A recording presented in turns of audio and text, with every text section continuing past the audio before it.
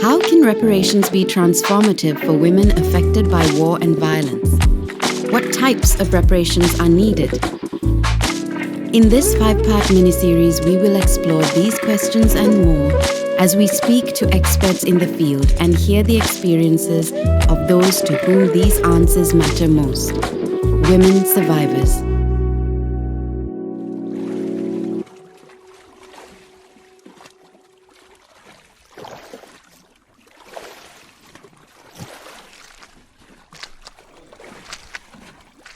Lotus root was my favorite food when I was young.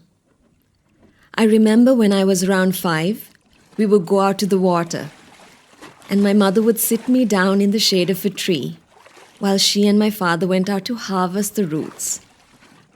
I loved watching them wade through the water, mammoty in hand, digging through the mud till the white tuberous root was revealed. I longed to join them so I too could stomp through the mud and grab great fistfuls of the cool, soft sediment so I could squeeze it and watch it disappear through my fingers. Each time before we left, my father would find the biggest flower he could and cut it for my mother. She would laugh and tuck it into her konde. Back then, I never thought a day would come when I would tire of the mud, when lotus root was all we had to eat, or when my mother would search tirelessly for any clue or hint that my father was still alive.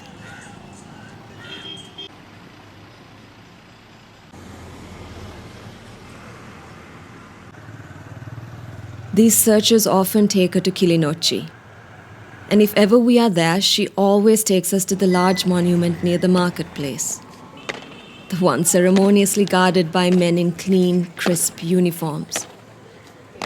I know and she knows this monument was not made for us. But each time we are there, we stand in silence for a few moments in front of the large monument with the metal lotus flower.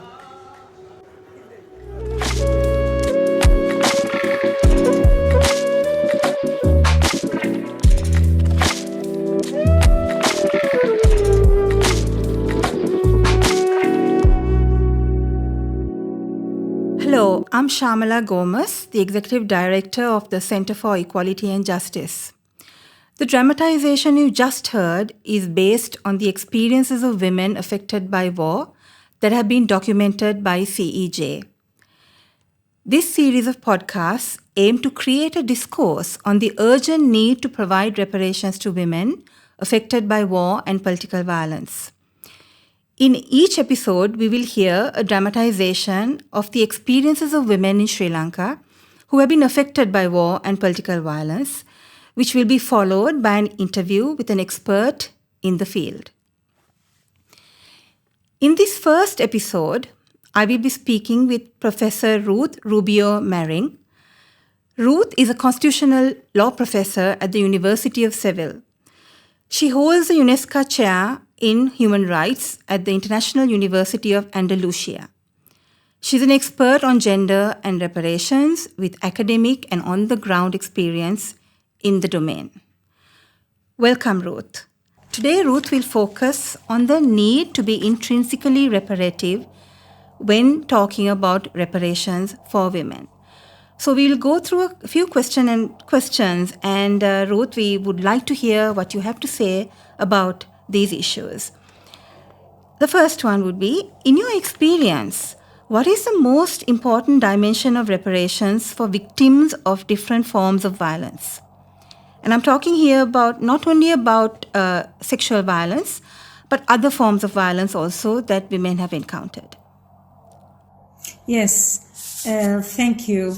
Well, of course, in the kinds of settings that we are addressing, where you have had episodes of mass violence and of very serious breaches of human rights, you do have a panoply of victims, and the needs are different. It is not the same when we're talking about a widow who has become the head of a household and has to sustain the household without the support and without the network support system. Those needs will be different from those of a woman who has had her children or her husband disappeared and feels a compelling urge to know the whereabouts of the loved one, and that comes first and foremost. It's not the same when we're talking about victims who've been displaced and left without their homes, without their assets, without uprooted from their communities, their support systems, their identities in many ways, and rendered vulnerable because of the situation of displacement as well as dispossessed. And that again differs from the situation of survivors of sexual and reproductive violence who might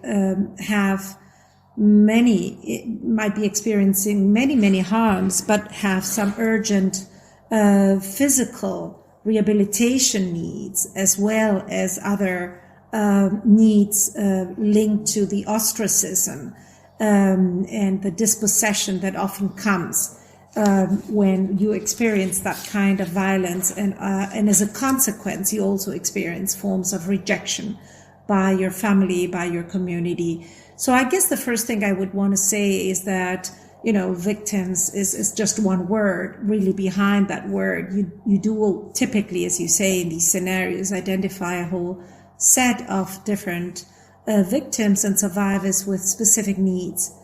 But I think that in the end, we can probably simplify this whole complexity by saying that, typically in my experience, what you find is that survivors encounter some material needs, and I would say some symbolic needs of redress.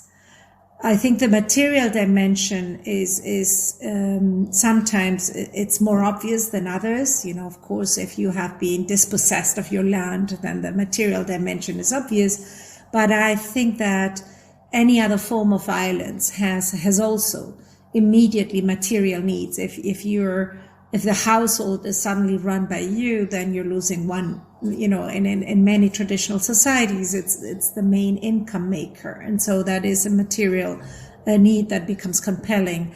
But also, as I was saying, when you are a victim of sexual violence, you're often also cut out of systems of production that leave you dispossessed. So there is often a material needs that women in particular experience in very compelling ways, because often the violence doesn't just affect them or their household, it affects their communities, it affects the infrastructure of their communities, and it affects their children. And women will often very much prioritize the needs of their children, education, health.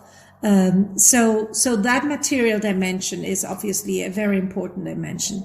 But together with that, in my experience, victims have almost as importantly, or even more in many cases, a need for recognition. It is a need that the experiences that they have be reinterpreted in the light of the fact that what has happened is not something that they were in any way to be blamed for. What has happened is something that amounts to rights violations with someone or somebody who's responsible either for perpetrating the crimes or for failing to protect them. But there is a responsibility behind that.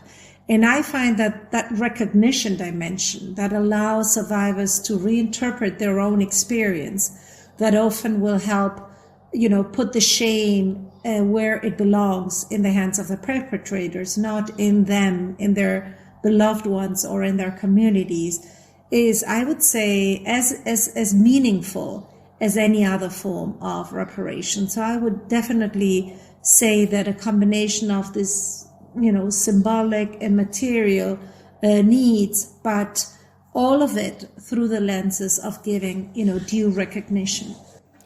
Thank you, Ruth. I have a follow-up question to that.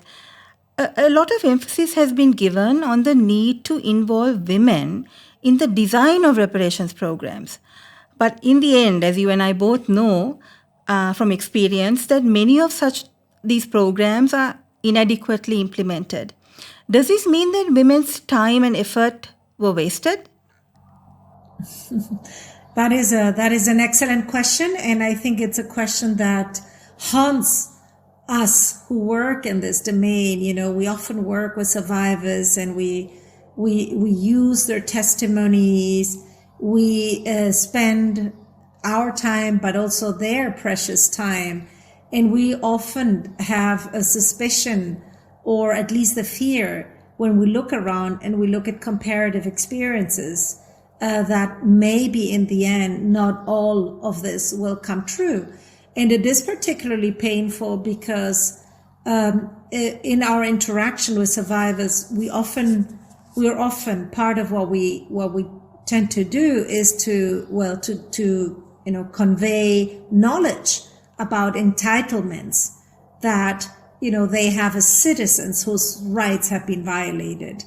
So to help in this process of citizenization, of realizing that they're not just some kind of damaged life, but that they are citizens with rights that have been violated, and that reparation should follow as a right, is very empowering. But we have the fear: what if, after we set these expectations and we convey this meaning of empowerment, nothing really materializes, or very little materializes? So I think your question is very relevant.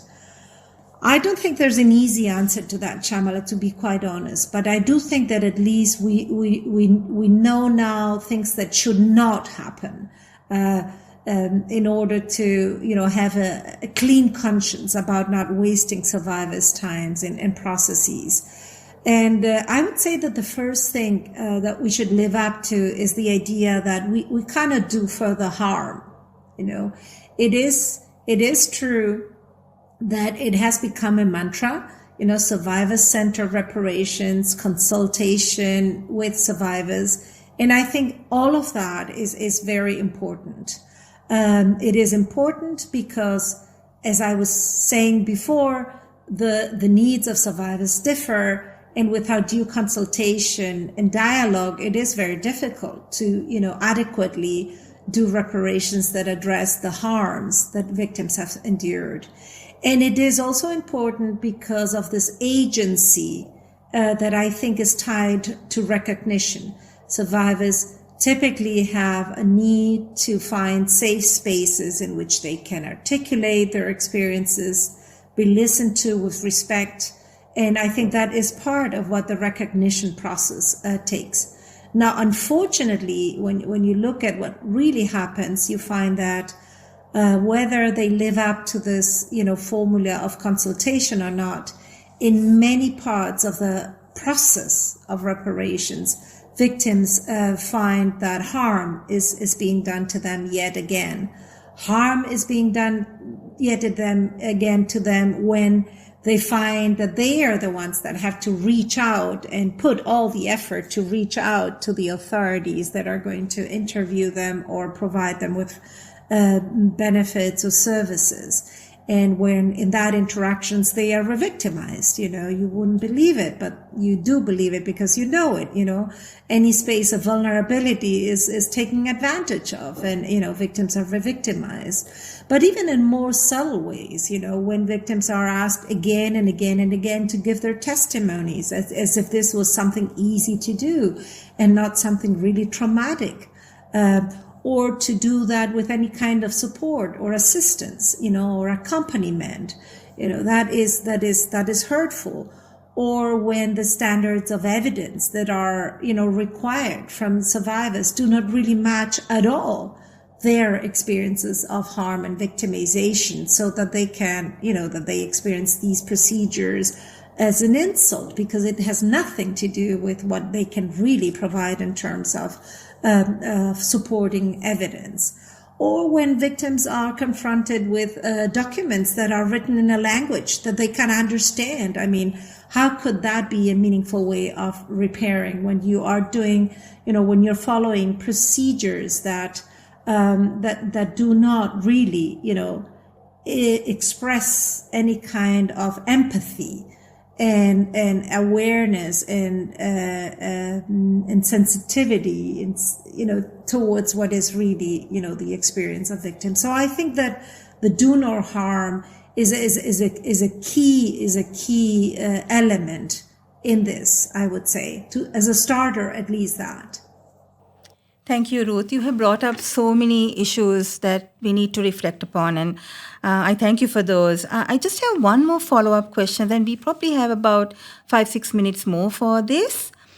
Can you give us some concrete ideas about how to make sure that the processes leading up to the crafting or designing of reparations programs can be as intrinsically reparative as possible? What are your thoughts on this? Yes. So, the question you're asking me is, okay, let's imagine that we don't know the outcome, that we don't know how certain it is that these survivors will eventually receive any form of compensation or an official apology or the services that they need, education, health for them, for their children, memorials, all the different forms of possible reparations. Let's assume that we don't know whether that is going to materialize. Then the question is, how can we, if we are, however, starting a process that is intended to lead to reparations, how can we make sure that that process is crafted in such a way that at least through the participation, there is some form of rehabilitation, I would say, that comes and goes to victims. And I would say that the first element is to be really honest with victims and survivors and to manage expectations properly. So to be very honest about, the process that lies ahead, what it entails, but also the uncertainties about the outcome. And I'm not saying that we need to, you wouldn't engage victims if you didn't think there was a serious attempt by, state officials to do something. It's not just cynicism. But, when you look around, even the best intentions often don't translate into concrete results, or at least the results that were desired. So I would say that managing expectations is really important. I think that then overcoming all those very practical obstacles that I was mentioning before is key, so to make the procedure transparent, to make it accessible, right? To make procedures that make victims feel, that they are treated with dignity at every single step, that they are listened to with respect, and that they are listened to in a way that they find meaningful to them. Because I think that part of being listened to with respect is essential to survivors, rehabilitation. And then I would think that a process that thinks of survivors being accompanied, I have found that it's often through organizations like yourselves, like your organization, Shyamala, when victims can, not just have some kind of, here are the documents, you need to fill them out and send them or go somewhere. But when there can be peer support, network support systems, where they can collectively, engage in these processes, whether it be applications or awareness raising or, it's a bit of a shame because in the end you find that it's survivors repairing each other as opposed to state officials repairing survivors. But the truth is that often that accompaniment, that feeling, it wasn't just you. There's many more of us that have suffered the same experience. And how can we channel that in a way that at least gives us agency and meaning and purpose? I think that is key. If you combine that with, trying to make sure that at every step, if at all possible, survivors can access, call it interim reparations, call it assistance, I don't care, you put the name, but that they can find access to what is really, really urgent and cannot wait. Maybe an apology can wait, but if you have some urgent medical needs, those can't wait, right? So if whatever you do, you try to accompany by a system that provides referrals or even some material benefits, however minimal, so that the most urgent needs are addressed on the spot, I think that in itself, can be, if not, it wouldn't live up to what they are entitled to by way of reparations, but it would help them feel that they're treated with dignity and respect.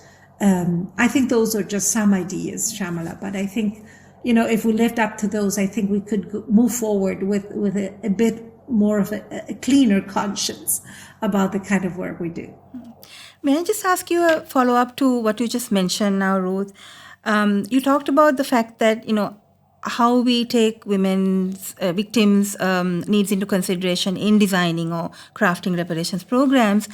How do we make sure or ensure that state officials are sensitive to the needs of women? How do we do it? I mean, I'm asking you a very practical question because I'm trying to find out from you how you think, because we've also tried to sensitize reparations officials.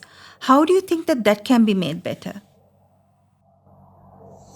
Well, there has to be, there's like two steps in there. The first one is to help them understand why this is important, right? So it's like an eye opener. It's like blind spots that we have. And in my experience, the most fruitful cases was when people sitting at commissions or committees had been victims themselves or very close to victims themselves. Because for them, I didn't have to go a long way to explain to them the extra harms that women encountered when they were imprisoned or when they were raped or when they were, widowed. It was in their ADN. They knew exactly, so that part was already done. And then it was a question about how does then translate into options when it comes to crafting reparations. And there are various options. You can prioritize according to vulnerability, and that will immediately translate into gender responsive reparations. You can give a plus of reparations for the extra offenses that we know women are subject to when they're illegally detained, as was done in Morocco. There's an array of options.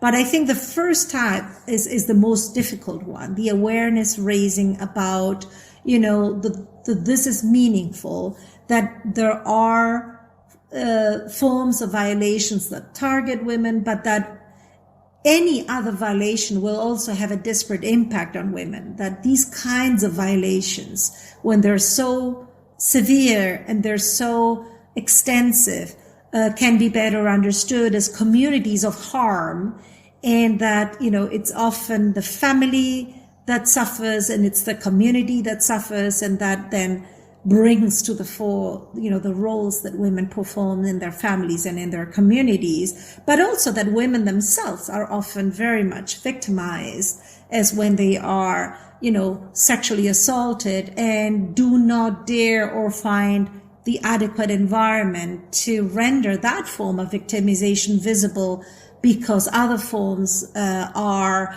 prioritized, like being a widow or being displaced, which are all very important, but they're not comprehensive of women's experiences during conflict.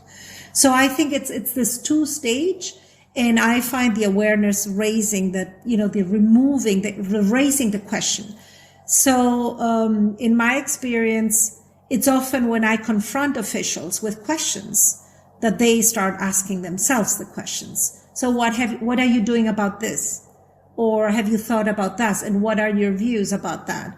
Officials often don't like to be taught, but when you ask them the questions as if you were expecting to be taught by them, and they realize that they don't quite have the answers, sometimes they are more willing to then listen to.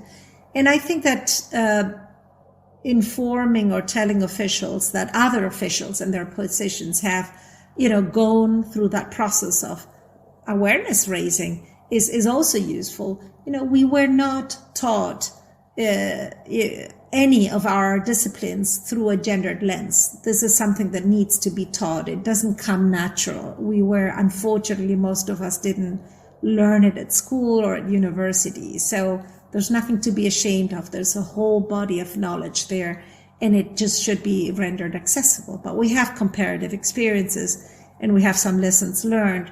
So if there's willingness to listen, I think, a long way can be walked.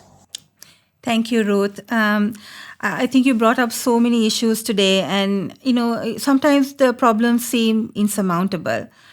But I think the point is to just carry on with the work and to make sure that we keep making inroads into sort of the work of the reparations officials and, of course, into the lives of these women, and to try to continue to support them in the best way we can. Thank you, Ruth, for helping, coming on today and supporting the work of the Center for Equality and Justice. Thank you so much, Shyamala, for having me, and all the best for you and your precious work. I'm sure that the work you're doing is already providing some sense of rehabilitation. So I want to congratulate you for that. I have seen some of the work you do, and it is really quite extraordinary. So thank you so much. Thank you. Thank you again. This podcast series was brought to you by the Center for Equality and Justice. Be sure to subscribe to our YouTube channel so you don't miss an episode.